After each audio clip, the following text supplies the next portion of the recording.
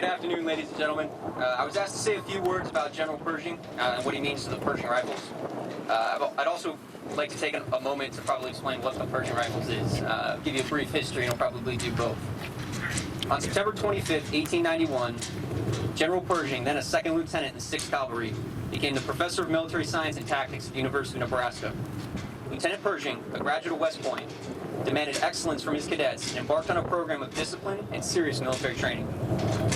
He used the manual of arms and drill as a means of instilling a sense of professionalism and structure within his cadets. He established a system of cadet promotions that recognized the students who displayed leadership and skill in military drill and tactics. Enrollment in military courses dramatically increased, and students were drawn to the program by Pershing's positive leadership example. Cadets took pride in themselves and in their corps. In March of 1892, Lieutenant Pershing reorganized Company A of the university's military department as a select company in preparation for the national competitive drills in Omaha, Nebraska. Company A, which had trained for only 4 months, faced veteran companies from all over the nation. In the maiden prize competition, the company was so precise in its movements that it completed its prescribed maneuvers in just 23 minutes, well under the 45-minute time limit imposed by the competition. As a result, the company won the maiden prize of $1,500, and the citizens of Omaha presented them with a large silver cup, or the Omaha Cup. 3 of the original Company A members, meeting casually during the summer of 1894, were responsible for the idea of founding the Varsity Rifles, based on the outstanding drill and leadership example of their mentor, Lieutenant Pershing. When Lieutenant Pershing left the University of Nebraska in 1895, he, at the request of the Varsity Rifles, gave the unit a pair of his cavalry breeches. The breeches were cut up into small pieces and worn on their uniform as a sign of membership. These ribbons were thought to be the first service ribbons worn in the United States. On June 1st, 1895, the Varsity Rifles, in honor of the recently departed Lieutenant Pershing, changed their name to the Pershing Rifles. George Shelton, commander of the Varsity Rifles, speaking of their mentor, said his personality and strength of character dominated us. We loved him devotedly. Another founding member once described Pershing as severe a disciplinarian as a kindly man can be. He was always just. Punishments came no swifter than rewards.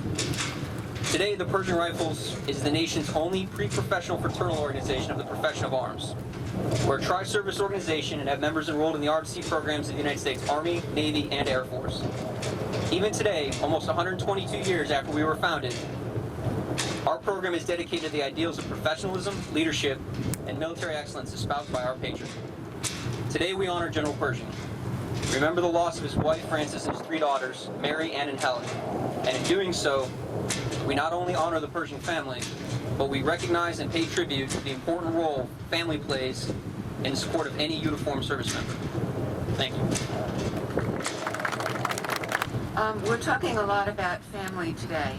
I'd like to read a poem, and as I read it, perhaps we could think and remember about Mrs. Pershing and her daughters. The poem is called Remembrance, from 1862. It's by the British Victorian poet Christina Rossetti. Remember me when I am gone away, gone far away into the silent land, when you can no more hold me by the hand, nor I half turn to go, yet turning stay. Remember me when no more day by day you tell me of the future that you planned. Only remember me. You understand, it will be late to counsel then, pray. Yet, if you should forget me for a while and afterwards remember, do not grieve.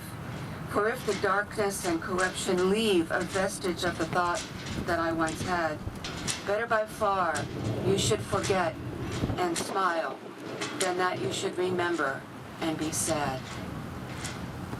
Thank you.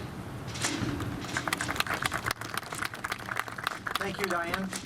We're now going to have the wreath laying ceremony. Would everyone please rise?